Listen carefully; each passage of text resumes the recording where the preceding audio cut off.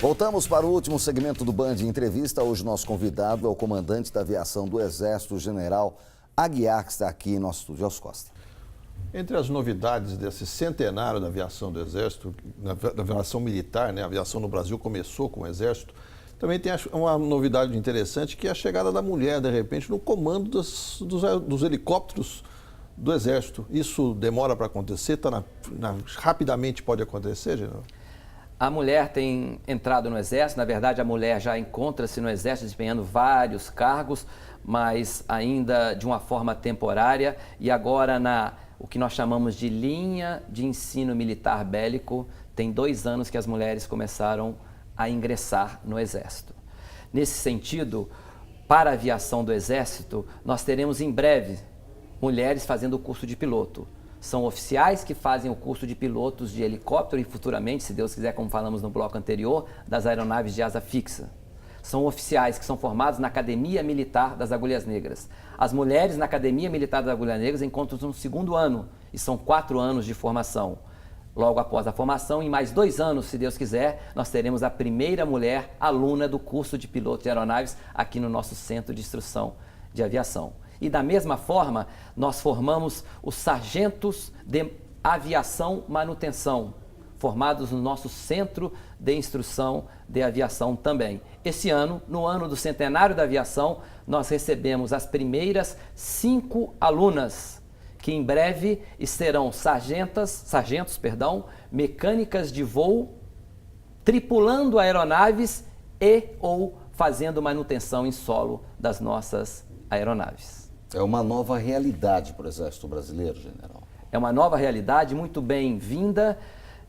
Nós não temos dúvidas que, principalmente em áreas tão técnicas que exigem meticulosidade, dedicação, concentração, essas mulheres, elas trarão grande benefício para o produto final da aviação do Exército. E eu não tenho dúvida, nem acredito, que em muitos suplantarão os próprios homens na aviação do Exército. Para general, a gente está falando aqui, o Elcio falou agora, 100 anos, né? Está sendo comemorado nesse ano de 19.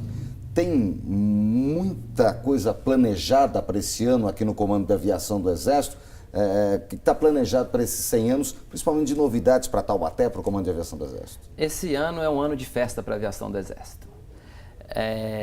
A aviação militar no Brasil iniciou-se em 1919 para nós do Exército, em 1919, quando no dia 29 de janeiro foi assinado o decreto de criação da Escola de Aviação Militar. Hoje, inclusive, o nosso centro de instrução aqui em Taubaté herda esse nome histórico, não só o nome, mas as tradições daqueles idealistas daquela época. Lá em Campos dos Afonsos foi o início da aviação brasileira, no Rio de Janeiro. Foi o início da aviação brasileira. Naquela época, nem a Força Aérea existia ainda. A Força Aérea Brasileira foi criada em 1941. A aviação naval e a aviação militar, que era a aviação do Exército naquela época, iniciou no campo militar as atividades aéreas. Em 1912, apesar de ser antes da data que consideramos de criação, o tenente Ricardo Kirk, que hoje é o capitão Ricardo Kirk, promovido posteriormente, é o patrono da aviação do Exército, empregou pela primeira vez um avião em operação militar.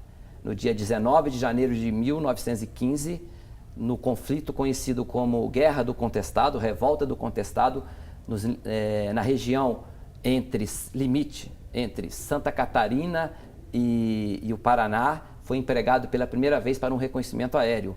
Mas, infelizmente, em 1º de março desse mesmo ano, quando faria-se uma operação mais contundente de ataque com aquele avião, o nosso patrono veio a falecer num acidente aeronáutico, até, por incrível que pareça, por condições meteorológicas, que os recursos naquela época de navegação eram bastante restritos. E por isso, por essa ousadia, por esse empreendedorismo, por essa perseverança em acreditar que o meio aéreo, que naquela época no mundo inteiro ainda estava em início de operação, ele teria uma utilidade também militar para garantir a defesa e a soberania da nossa da nossa pátria. Nesse contexto, dedicamos então o dia 29 de janeiro como centenário da aviação e por aí vem várias comemorações. No dia 10 de julho, essa escola que foi criada em 29 teve as suas instalações inauguradas. E para isso, pretendemos fazer uma formatura lá em Campos do Afonso,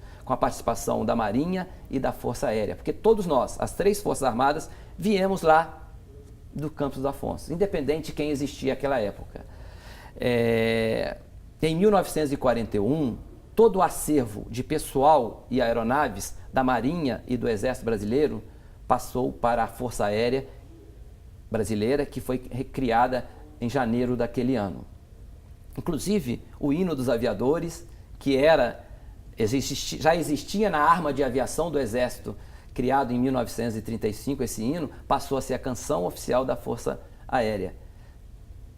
As 3 Forças Armadas, Marinha, a aviação das 3 Forças Armadas, vieram daqueles idealistas e talvez por isso nós tenhamos o sucesso que nós temos hoje. No dia 31 de agosto, será o ápice das nossas comemorações. Nós teremos uma formatura que comemorará esse centenário e também os 33 anos de recriação da aviação do Exército, que após 41, em 1986, nós fomos recriados, 45 anos depois. E aí nós teremos uma formatura, um baile que vocês estão convidados e nas semanas anteriores, no dia 18 de agosto, uma corrida de rua e no dia 24, o famoso Portões Abertos da Aviação do Exército, com 2 esquadrilhas de demonstração aérea. Que é um sucesso, para fechar. General, quando o Bavex foi criado, os helicópteros eram os Esquilos, Pantera, hoje mudou, inclusive, a denominação do Bavex. O helicóptero é Jaguar, é um helicóptero de última geração. Como é que o Exército se planeja, apesar de todo esse contingenciamento de orçamento que a gente vê ao longo dos anos no Brasil? A aviação do Exército conta com 5 modelos de aeronaves e a última, a mais recente, mais moderna e que exige um maior custeio é a chamada aeronave Jaguar, ou o nome técnico dela é a 225 Mike, de militar, que é uma aeronave de origem francesa. E a aviação como um todo gera bastante custo, seja para a manutenção, seja para os novos projetos, como o nosso programa estratégico. A economia do Brasil, ela conta com esses reveses temporários e todas as instituições, o Exército não está fora disso, conta com contingenciamentos.